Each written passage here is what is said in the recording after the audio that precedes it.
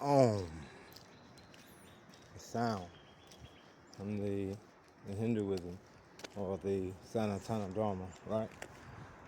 Om or Om. It's said to be the sound of the universe or the sound of the creation of the universe. For sound itself is creation. Sound creates. Ancient civilizations knew this from the Santarana Dhamma, the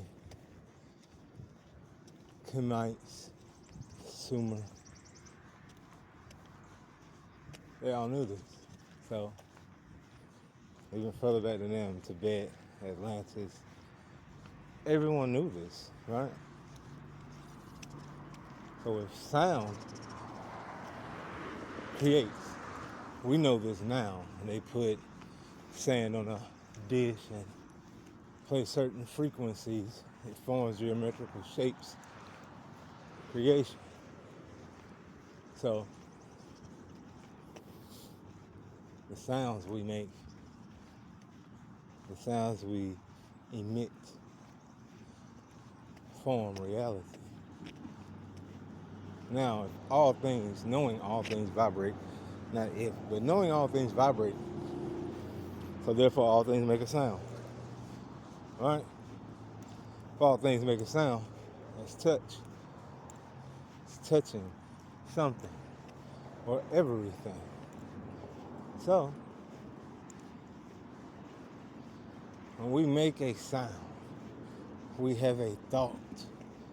There's a vibration in the brain, in the nervous system, throughout the DNA strand, the cells vibrate.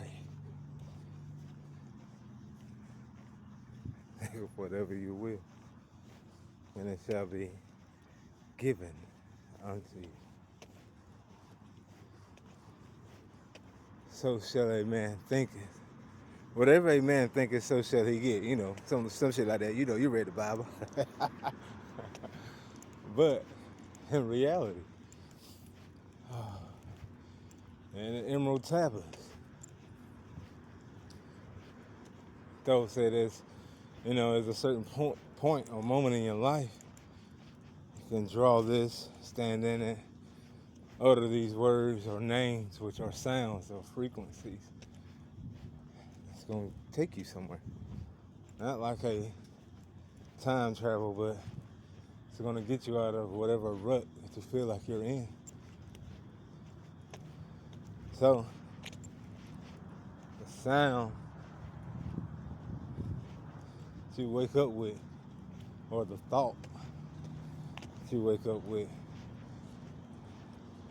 the memory, whatever it is that you wake up with, know beyond every shadow of any doubt, beyond any shadow, you're creating.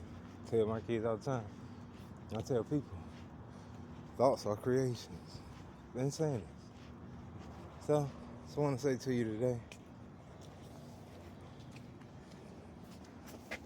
let's make some noise. One.